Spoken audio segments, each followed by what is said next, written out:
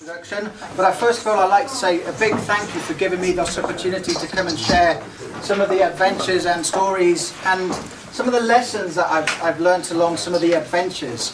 I'm going to be talking for about 30-40 minutes depending on how we get on for time, but I'm conscious that some of you might need to be getting away, so if you do disappear I won't take offence, so feel free if you do need to get away for other meetings. But talking about networking, the reason I'm actually here is because I met Marie a couple of weeks ago and told me about this event and the opportunity to be a guest speaker, which then made an introduction to Anita, and then I met with Anita, told her about some of the adventures I've been involved, and then got invited to come here. So it's amazing how sort of the connections can lead to opportunities.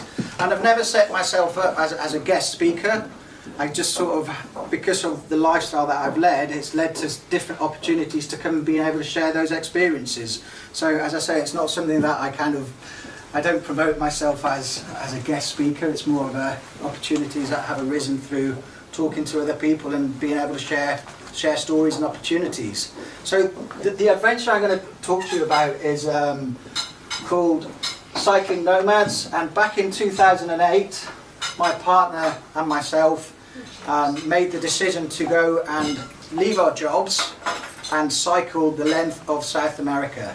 Our dream was actually to cycle from Ushuaia down in the furthest point in South America. If anybody knows Tierra del Fuego, it's the furthest point you can start. And then our dream was to get to Alaska. Unfortunately, after about 11 months on the road, we got some news that we had to cut the trip short and come back because a family member had got very sick, and I couldn't carry on cycling knowing that if that family member was not to survive, then I would not forgive myself for not being there to give them that support. So we decided to cut the trip short to come home.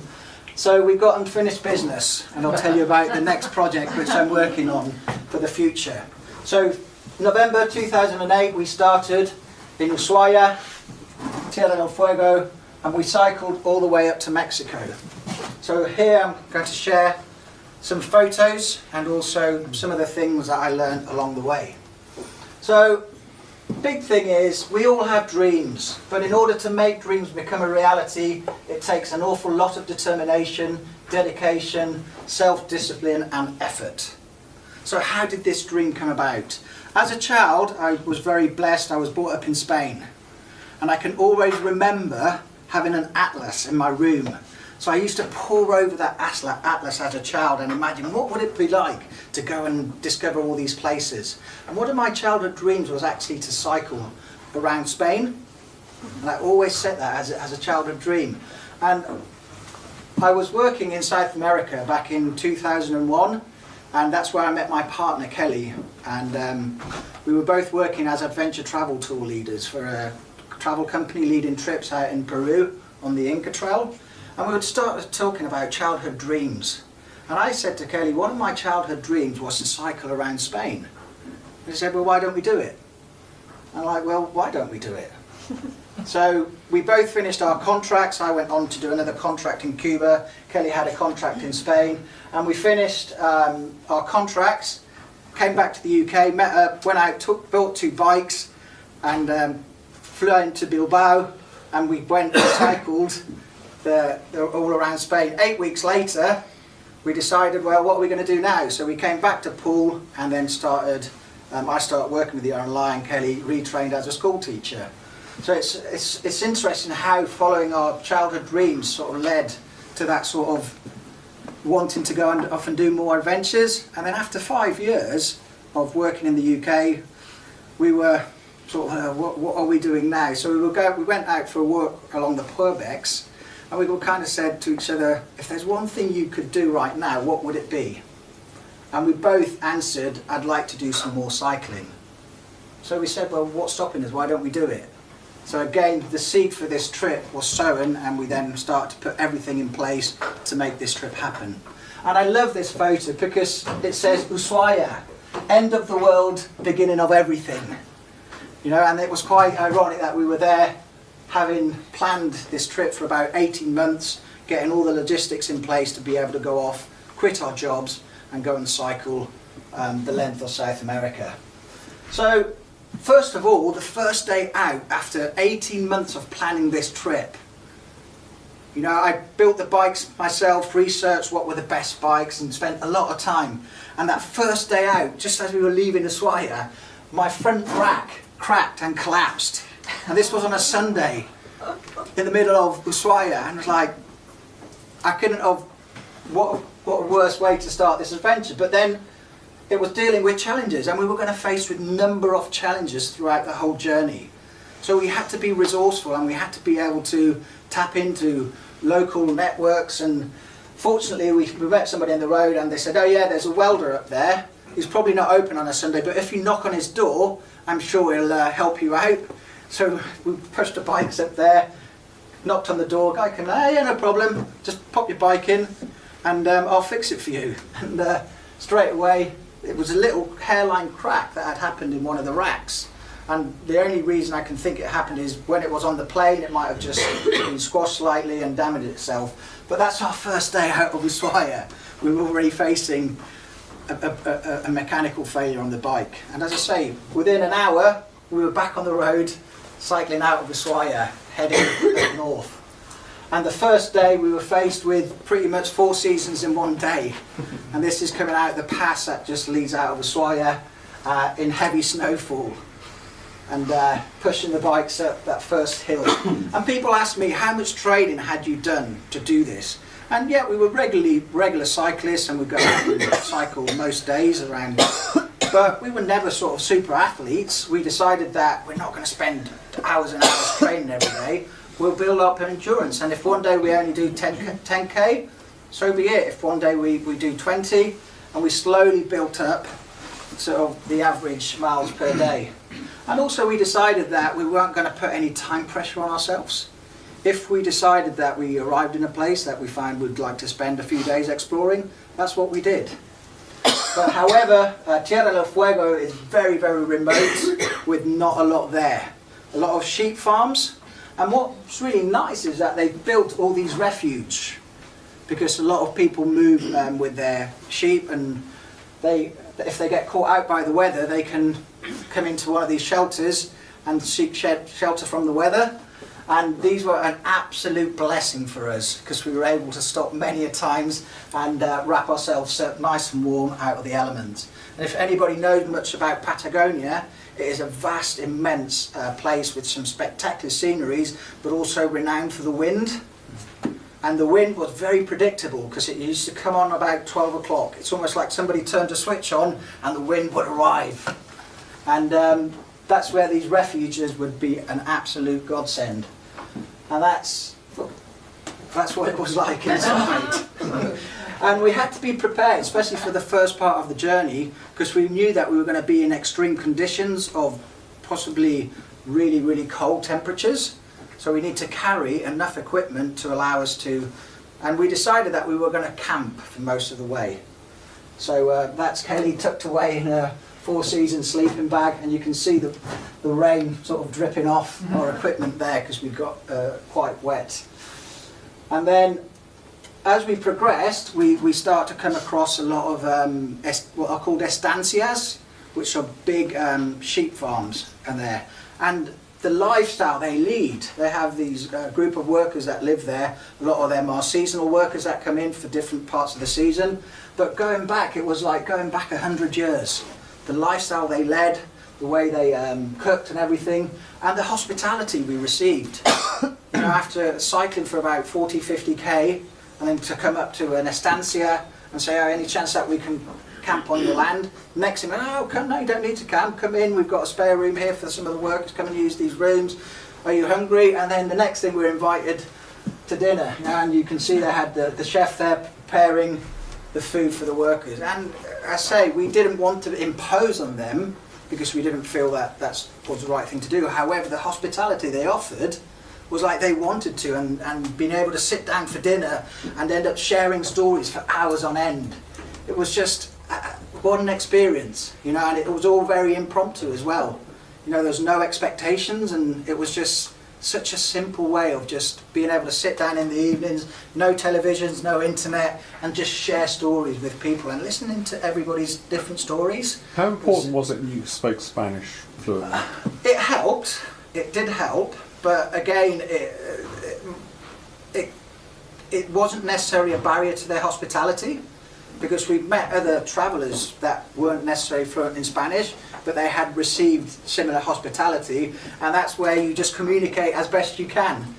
Yeah, and sometimes just being able to just point at things or some basic knowledge of the language really, really helped. And then again, the scenery that we were faced with. And for me, what I really learned is that sometimes in life, the less you have, the easier life is, and we relied pretty much on what we were carrying on those bikes. Yeah. And we were very, very strict, because when you're cycling with all that weight, it gets quite challenging, so we were very, very strict in how much equipment we carried. And a lot of it became a bit of a survival.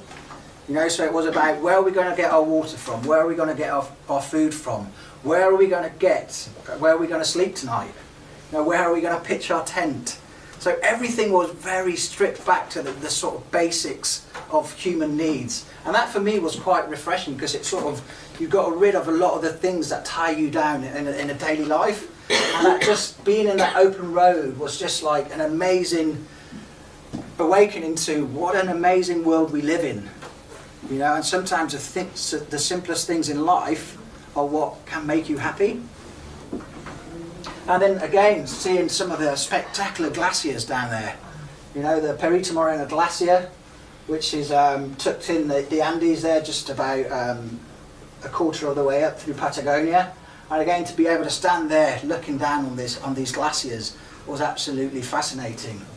And then some of the camp spots, where we camped by that lake, that was our view from our room. And we weren't paying for that, you know, it was just being able to pitch up our tent in these spectacular sceneries and just look out of your tent and see, wow, I'm actually camping here looking at that view. That is priceless. And then the open road, you know, especially the first few weeks going through Patagonia, you have these winding roads where they're not paved, so it's all off-road.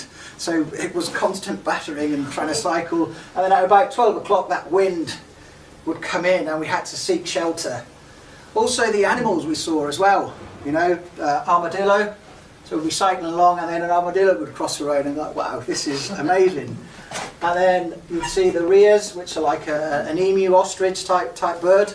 And they're like the Roadrunners. If you remember the cartoon, the Roadrunners, they'd come across and they'd just start running, and they wouldn't stop. And then you can just about see there a guanaco, which is a type of llama.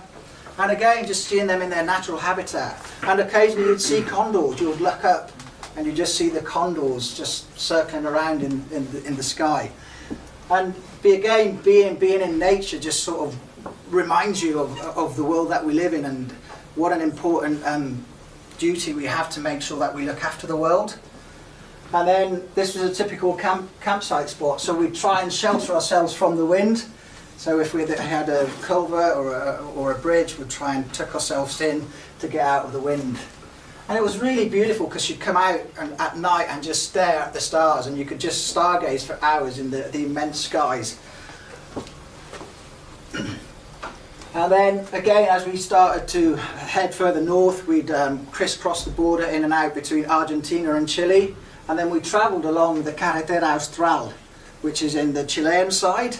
And the scenery along there, it's like a rainforest, and you can see the lush vegetation in there. And what was really good about that is that the water supply was not a problem, because we could literally go to streams, fill our water bottles up and drink straight from the streams. And we tried to do it sustainably as well, is that we didn't want to be buying loads of plastic bottles, so I actually bought a ceramic filter which allows us to filter all our water. So our philosophy is if the local people will drink the water from that source, we'll try and do the same. If they say they don't, then we'll filter it. And that's how we try to again maintain ourselves without leaving too much of a trail behind us. Did you ever make a mistake with drinking the wrong water? We had a couple of occasions where we got sick, but I can't specifically put it down to drinking the water. But yeah, we tended to be quite strict in terms of if the locals specifically said to you, do not drink the water, then we would really follow that advice. But when you actually looked at some of the water sources that they were using for their daily water needs, you think, wow, do they really drink this? As it kind of put things into context. And so I would make a discretionary call as to whether I filtered it or not. And I would like to say 60–70% of the time I usually filtered it just as a backup for us, really. If they've been drinking it all their life, their immune system is used to that, whereas for us coming into that environment, we had to build our immune systems up.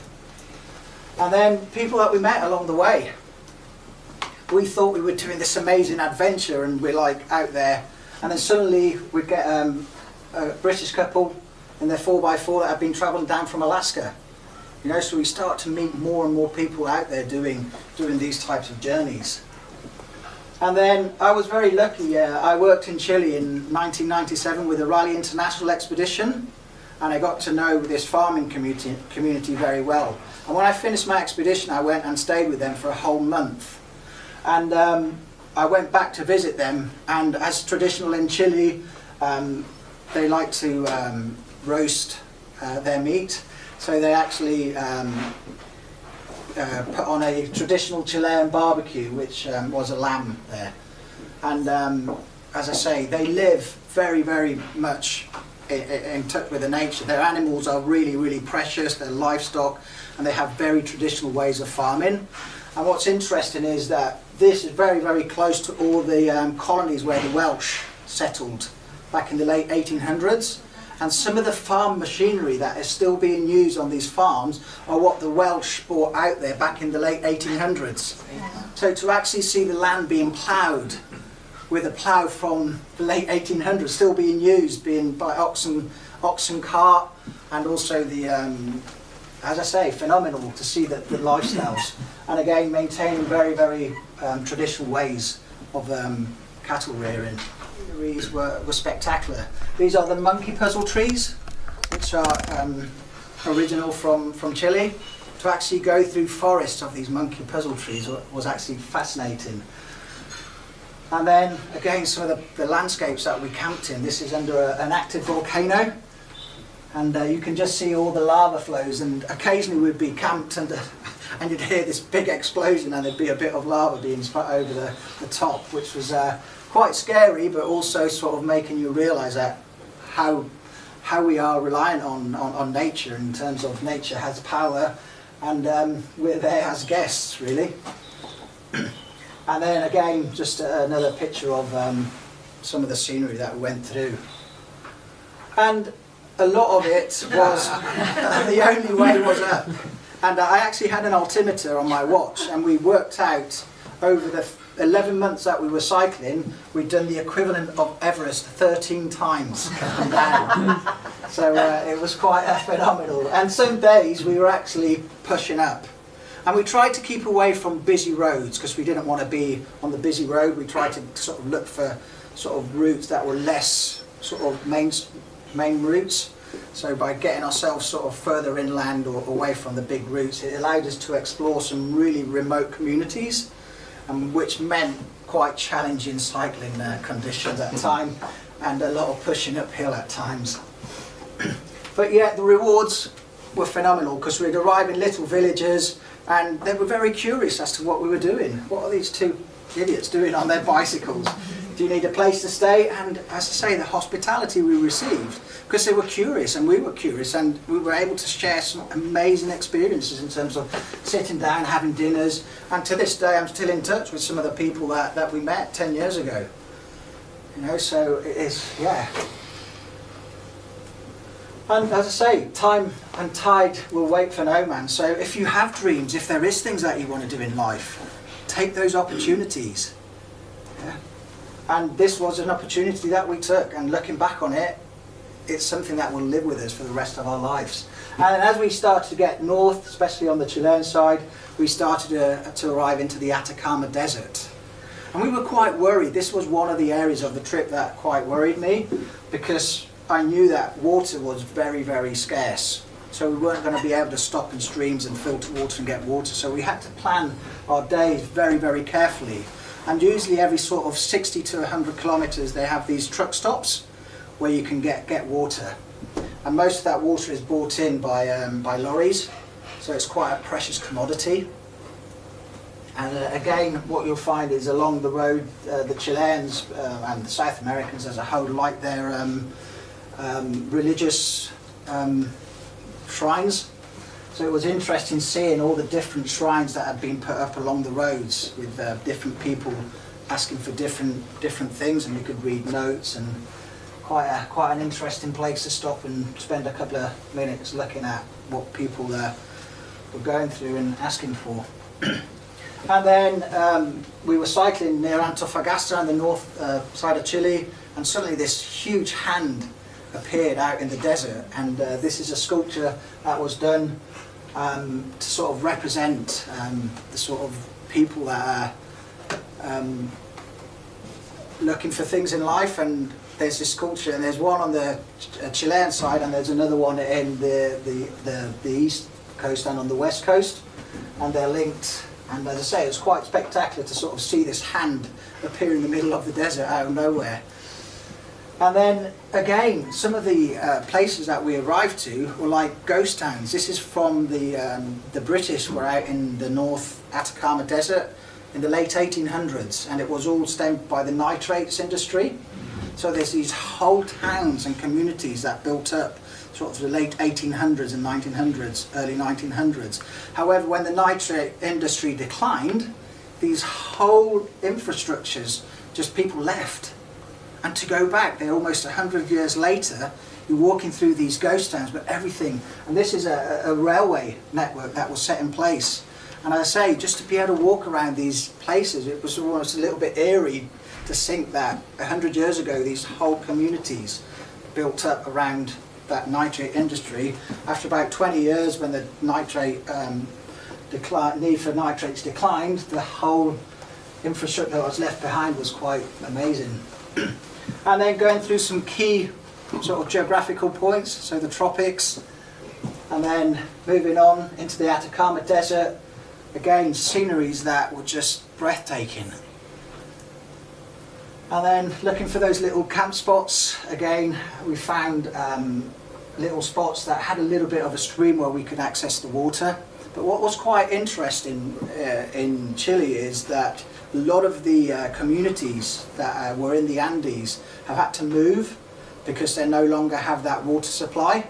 And also the mining industry all along the Andes is taking a lot of that water away.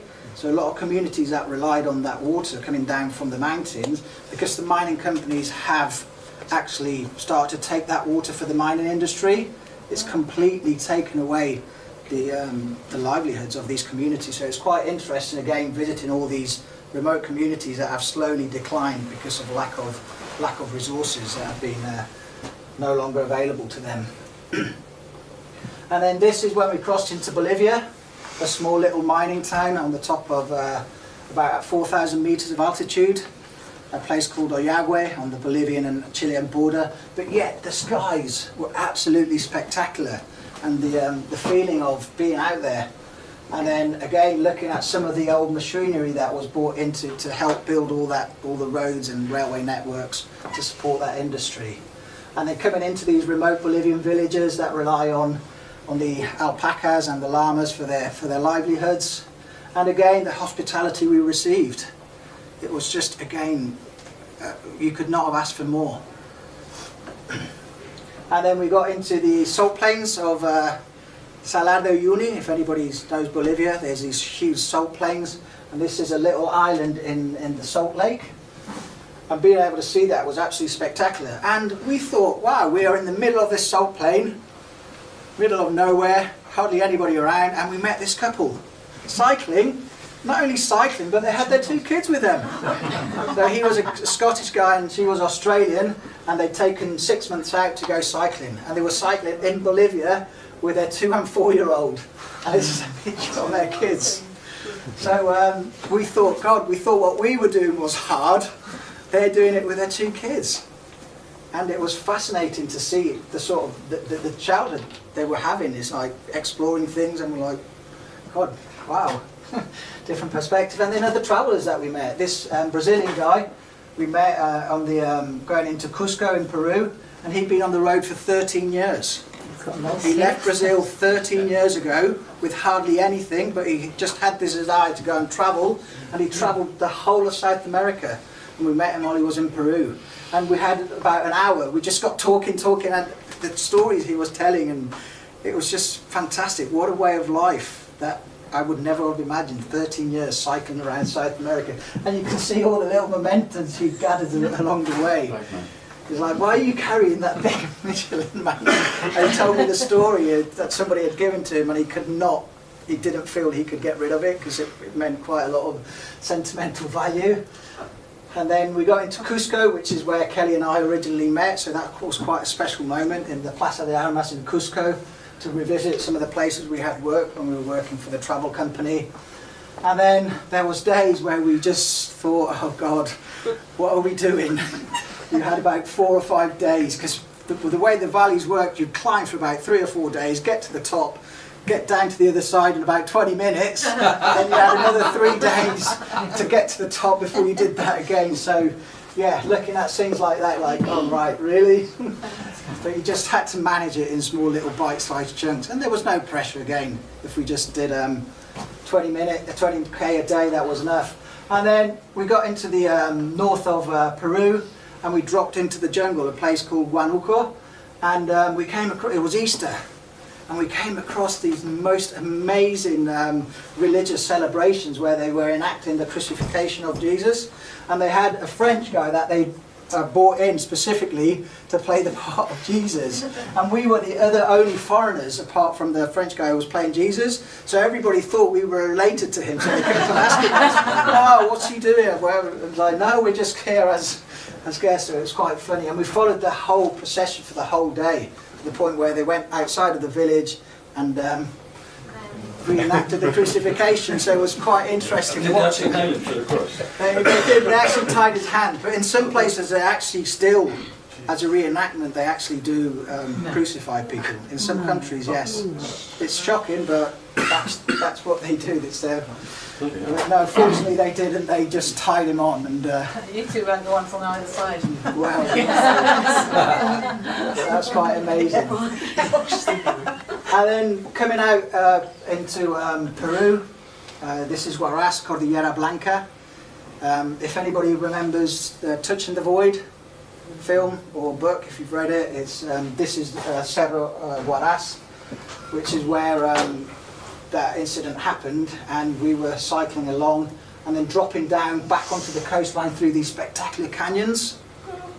And it's like the scenery, and it's like if you fell off there you wouldn't probably have much chance of getting back up there, but how these little roads have been cut into the side of the mountains and people use them to get up into the hills and back out of them. It's like really, really precarious, but as I say, it's spectacular how they've managed to build these feats to try and communicate between the hills and the coast.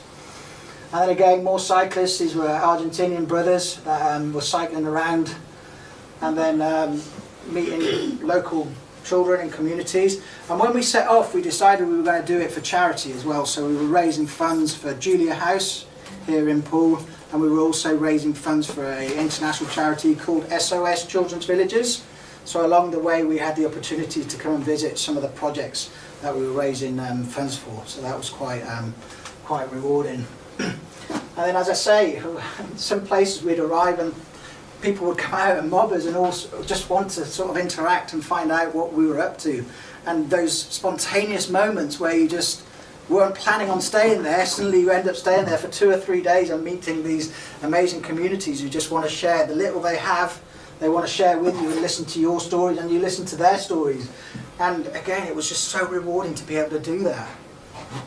And then again, talking about families on bikes, we met this American couple who was cycling from Alaska to Argentina, and they were actually going to be featured in the World Guinness Book of Records as the youngest children to ever cycle length, and it was great to follow them because we've been following them from Alaska, and we've been starting from the south, so we eventually got to see them. And then another milestone was going over the equator, you know, going through Ecuador into Colombia. And what was amazing is that everybody was saying, oh, you're going to go into Colombia? You must be crazy. You're going to get mugged, you're going to get robbed, you're going to get murdered. But yet the hospitality of the Colombian people was second to none. And it was interesting because they were running a campaign saying the only danger in Colombia is that you might want to stay. And that was very true, because we did want to stay in Colombia because we absolutely loved it. We spent quite a lot of time on a coffee plantation.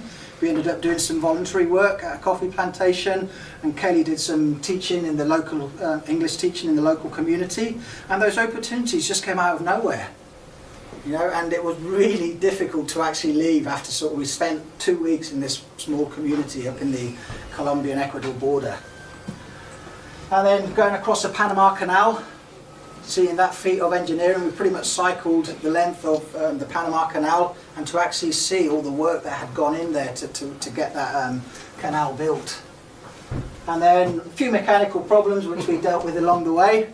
But again, we wanted to be self-sufficient and have everything that we needed to be able to fix the bikes, and then tap it into the local communities. And they were so resourceful because they would fix everything.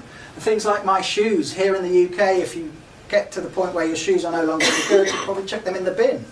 Whereas there, you take them down to the local market, and they pretty much give you back a new pair of shoes because they've sewn it all together, fixed it. So they were so resourceful. And that's what I found, that in the UK we no longer have that.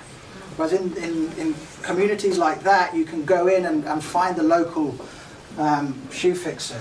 So my message is that this is a brief life, but in its brevity it offers us some splendid moments and some meaningful adventures. And this trip really gave me those opportunities to be able to do that.